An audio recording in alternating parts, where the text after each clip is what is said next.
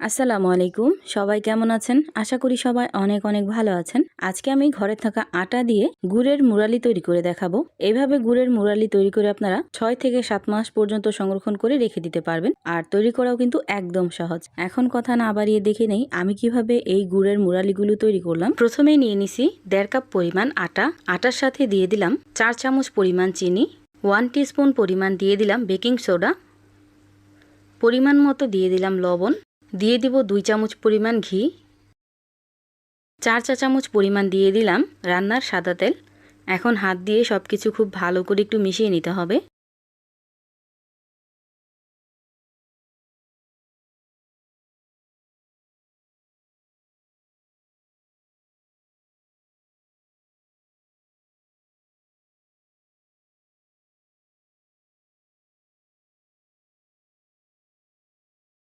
মিশিয়ে নেওয়া হয়ে গেছে। এখন অল্প অল্প করে পানি দিয়ে শক্ত একটা ডো তৈরি করে নিতে হবে।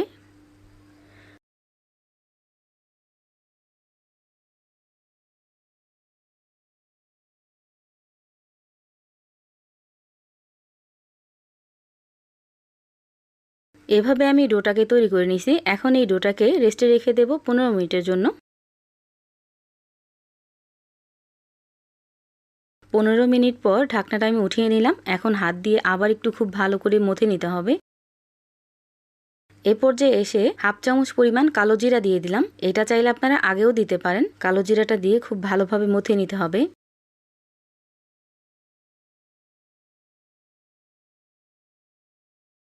এখন এই ডোটাকে 2 ভাগে ভাগ করে নিলাম।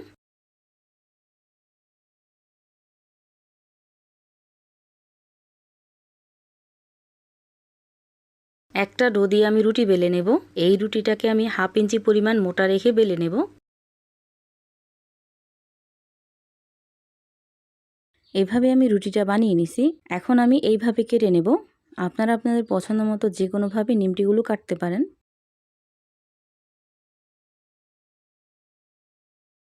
এভাবে আমি নিমটিগুলো বানিয়ে নিছি। এখন এই নিমকিগুলো আমি তেলে ভেজে নেব। তেলে ভাজার জন্য পর্যাপ্ত পরিমাণ তেল একটা ফ্রাই প্যানে দিয়ে দিছি। আর তেলটা যখন কিছুটা গরম হয়েছে ওই পর্যায়ে এসে নিমকিগুলো আমি এইভাবে দিয়ে ভেজে নেব। আর অবশ্যই নিমকিগুলো ভাজার সময় চুলার আঁচটা মিডিয়াম টু লো হিটে রাখবেন। এতে করে কিন্তু নিমকিগুলো ভেতর পর্যন্ত একদম ক্রিস্পি হবে।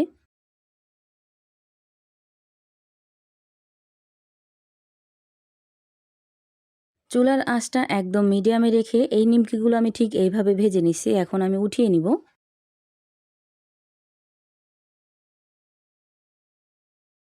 নিমকিগুলো আমি ঠিক এইভাবে ভেজে নিয়েছি। আর কতটা খাস্তা হয়েছে নিমকিগুলো দেখে নিশ্চয়ই বুঝতে পারতেছেন। এখন আমি গুড়ের শিরা তৈরি করে নেব। এই জন্য 2 কাপ পরিমাণ আখের গুড় নিয়ে নিছি একটা ফ্রাই প্যানে। আর কিছুটা পরিমাণ দিয়ে দিলাম পানি।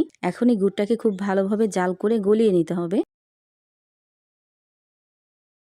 জাল করতে করতে যখনই দেখবেন গুড়ের শিরাটা একদম তার হয়ে গেছে, মানে একটা তার চলে আসছে, তখনই কিন্তু চুলাটাকে অফ করে দিবেন। আর চুলাটাকে অফ করে আগে থেকে ভেজে রাখা সেই নিমকিগুলো এখানে দিয়ে ঠিক এইভাবে মিশিয়ে নেবেন।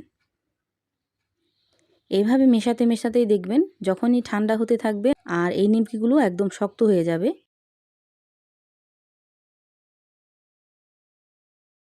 আর এই তো দেখতেই পাচ্ছেন মেশাতে মেশাতে যখনই দেখবেন নিমকিগুলো ঠান্ডা হয়ে আসতেছে তখন কিন্তু একদম পারফেক্টলি জমে যাবে। আর কিছুটা নাড়া দিলেই কিন্তু নিমকিগুলো আবার খুলে যাবে।